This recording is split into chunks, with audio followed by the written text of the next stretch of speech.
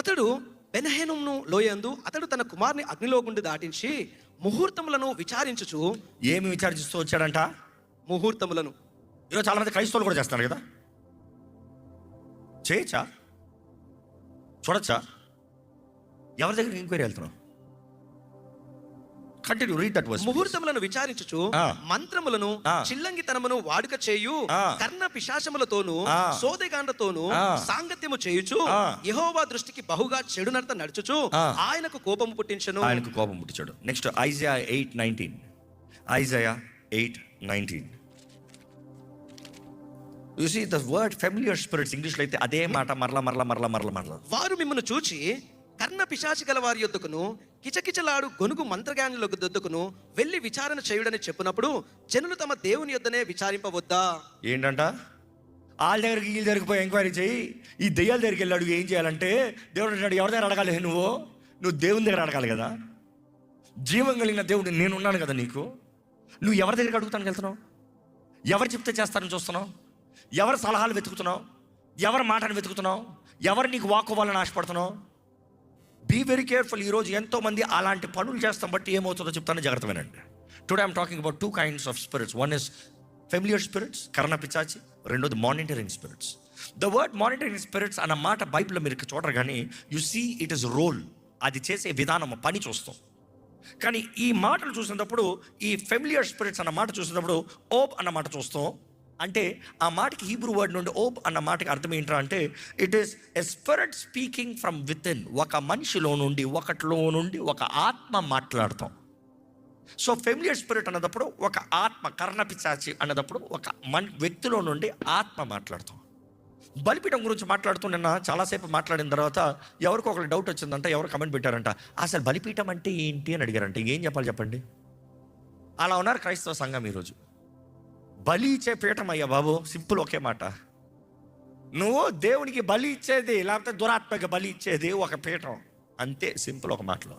కానీ బలిపీఠం ఎందుకు? ఈ ఫిజికల్ రెలంని స్పిరిచువల్ రెలంని కలిపేది బలిపీఠం. స్పిరిచువల్ రెలం పవర్ ఫిజికల్ రెలంలోకి తీసుకురావాలంటే ఉండాల్సింది బలిపీఠం.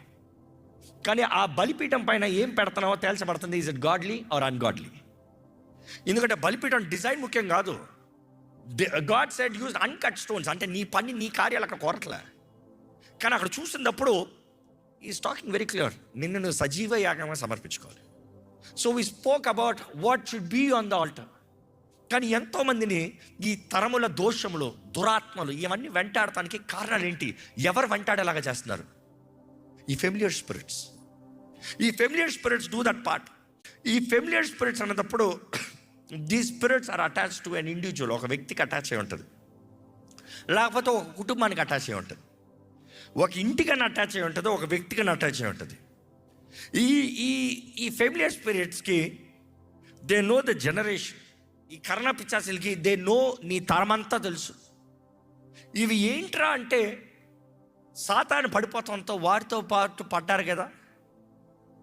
పడిన దోతలో దురాత్మలుగా మారారుగా. ఆ పడిన దోతలో ఆ అపవిత్రాత్మలు, ఆ దోతలు, వాటి సంతానం అపవిత్రాత్మలు, ఇవన్నీ చూసినప్పుడు వీటి పని ఏంటి ఈరోజు? చూసి అది ఇప్పుడు ఉన్నది కాదు, అవన్నీ ఆది నుండి ఉన్నాయి. ఇంకా ఆదాము చేయబడతానికి ముందే అవి భూమి పైన ఉన్నాయి. సాతాను ఆదాము చేయబడతానికి ముందే ఏదైనా తోటలో ఉన్నాడు అంటే భూమి పైన ఉన్నాడా లేదా?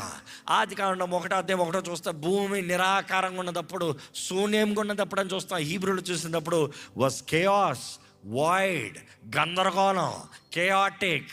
అక్కడ ఒట్టి నీరు, సముద్రం, చీకటి. కానీ వెలుగు కలుగునుగా అన్నదప్పుడు పరిశుద్ధాత్ముడు అక్కడే ఉన్నాడు.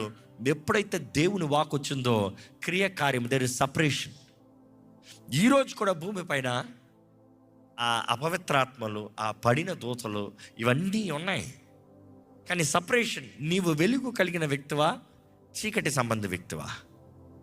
ఎటువైపు ఉన్నావో చూసుకోవాలి. ఏంటి నీ జీవితాన్ని వెళ్తుందో పరీక్షించుకోవాలి. ఇవి చూసినప్పుడు ఈ పడిన దూతలు, లూసిఫర్తో పాటు పడిన దూతలు, ఇవి ఆది నుండి ఉన్నవి. They are familiar with every one. ఈ లైన్, ఈ బ్లడ్ లైన్, ఈ బ్లడ్ లైన్, ఈ బ్లడ్ లైన్. అందుకని తండ్రుల దోషం 3-4 తరాలంటే అది నా సంగతి నేను చూసుకుంటానుగా, అది నా పని నేను తేల్చుకుంటానుగా. నాకు తెలిసి ఈ తండ్రి ఏం చేశాడో, ఈ తండ్రికి వచ్చిన శోధన ఈ బిడ్డకు పెడదాం. డిఎన్ఏ అదే కదా, వీక్నెస్ అదే కదా. ఆ అబ్రహాం ఆడిన అబద్ధమే అట్లే డిట్టో ఆడాడు అబద్ధం. ఎవరు? కొడుకు ఇస్సాకు.